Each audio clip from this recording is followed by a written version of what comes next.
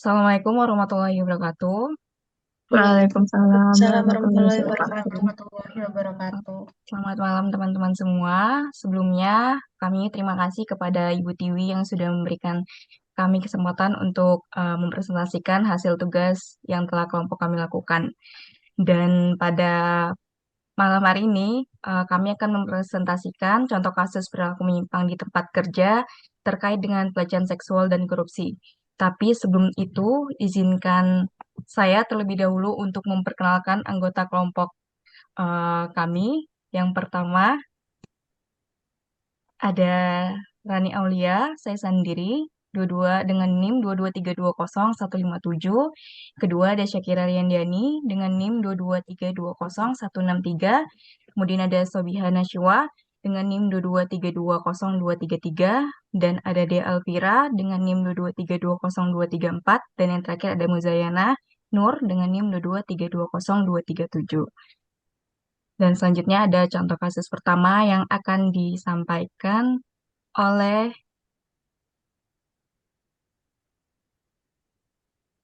Eh, Baiklah ya. Jadi saya di sini akan oh, iya.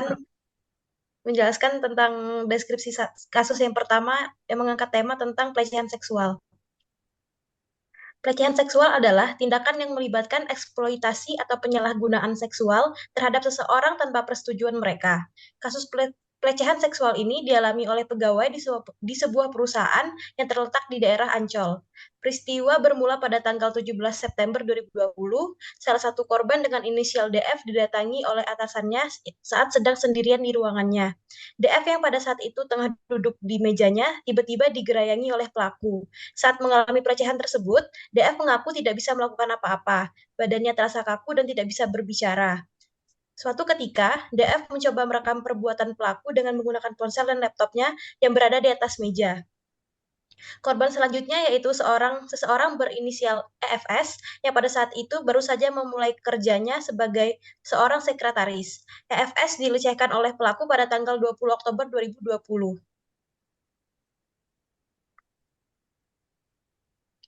Pelaku melakukan aksinya tidak hanya sekali, tetapi setiap ada kesempatan, pelaku akan melakukannya lagi dan lagi. Salah satu pelecehan yang dilakukan oleh pelaku terjadi setelah rapat selesai. Pada saat itu, yang tersisa di ruangan hanya mereka berdua. Pelaku dengan sesegera mungkin mengunci pintu menggunakan akses kartu yang hanya bisa dibuka dari dalam. Menurut pengakuan EFS, pelaku seringkali mengaku sebagai titisan dewa. Pelaku mengatakan ia ingin mensucikan korban-korbannya. Ini merupakan modus yang digunakan oleh pelaku untuk melakukan pelecehan. Tidak ada yang berani melapor pelaku ke pihak berwajib karena menurut pengakuan korban, ia selalu membawa keris di belakang sakunya saat sedang melakukan aksinya.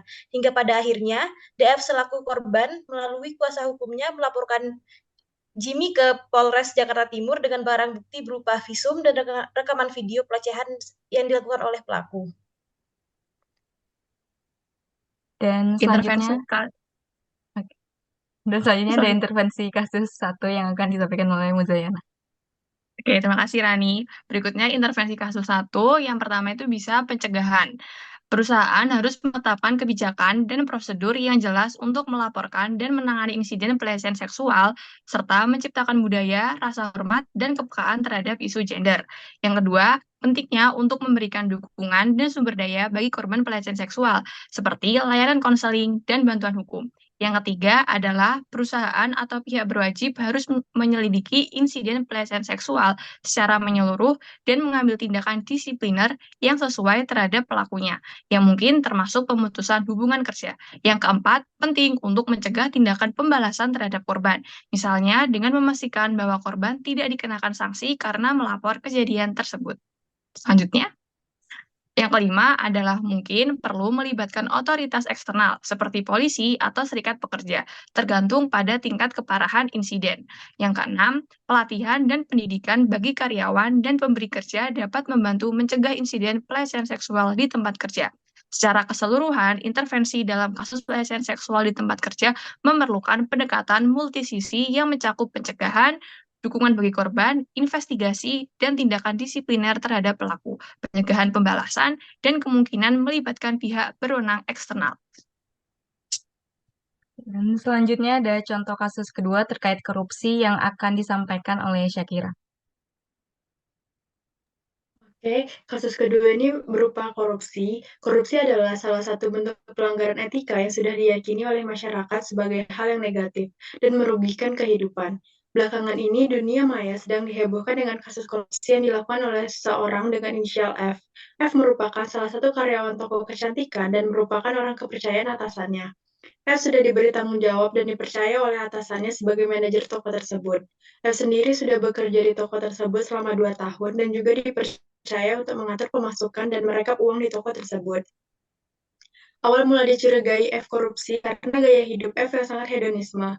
Setiap 2 bulan sekali, F selalu melakukan liburan ke Bali. Selama di Bali, F menginap di hotel berbintang, makan makanan mewah, dan juga sering ke klub mahal. Dengan gaya hedonismenya, F juga terlihat sering menggunakan barang-barang bermerek seperti sepatu, tas, maupun handphone keluaran terbaru. Hampir setiap hari, F mengunjungi tempat-tempat mewah, dan F selalu membagikan kegiatan tersebut di dalam sosial media miliknya.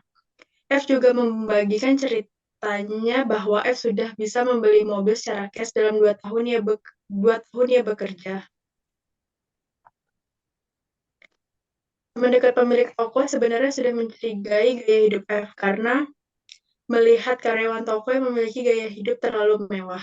Tetapi F sendiri ternyata pernah bercerita kepada atasannya bahwa F memiliki pacar yang sangat royal dan memiliki bapak sambung yang sangat baik, yang bisa memenuhi gaya hidup F dan keluarganya. Hingga suatu hari, pemilik toko menyadari bahwa toko tersebut selalu kekurangan pemasukan yang tidak sesuai dengan catatan pembelian yang masuk. Akhirnya, pemilik toko mengecek CCTV dan menemukan bukti saat F melayani pelanggan. Di CCTV tersebut, F memasukkan uang dari pelanggan maupun uang yang berada di kasir ke dalam tasnya, sehingga F didatangi oleh pemilik toko ke rumahnya, dan F mengaku bahwa F memang sudah mencuri uang yang ada di toko sejak Februari 2022. Selama hampir 2 tahun, total uang yang dikorupsi oleh F sebesar 1,3 miliar. Saat ini F sedang berusaha untuk mengembalikan uangnya. Di sisi lain, semua barang berharga milik F disita oleh atasannya. Selanjutnya ada intervensi kasus kedua yang akan disampaikan oleh Dea. Dari kasus korupsi tersebut terdapat 2 tindakan, yaitu tindakan preventif dan juga tindakan kuratif. Yang pertama, tindakan preventif atau pencegahan yang dapat dilakukan terhadap kasus korupsi tersebut diantaranya dengan menerapkan transparansi dan akuntabilitas. Transparansi ini bisa melibatkan keterbukaan antar karyawan dengan pemilik toko dalam mengidentifikasi dan mengelola risiko keuangan dengan lebih efektif. Transparansi akan mendorong pertanggungjawaban pada karyawan terhadap tugas dan keputusan yang mempengaruhi keuangan sehingga menciptakan keberhasilan finansial toko. Akuntabilitas dapat dilakukan dengan menerapkan adanya pengawasan yang ketat terhadap pengeluaran dan anggaran untuk menghindari penyalahgunaan dana atau praktik keuangan tidak etis yang dilakukan oleh karyawan. Tindakan kedua yaitu tindakan kuratif atau penanganan yang dapat dilakukan terhadap kasus korupsi tersebut, yaitu pemulihan kerugian oleh pelaku korupsi terhadap pemilik toko. Tindakan ini melibatkan proses hukum sehingga dapat membantu memulihkan dari seluruh kerugian yang timbul.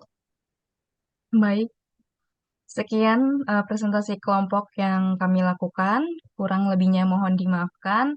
Assalamualaikum warahmatullahi wabarakatuh. Waalaikumsalam Waalaikumsalam warahmatullahi warahmatullahi wabarakatuh. wabarakatuh.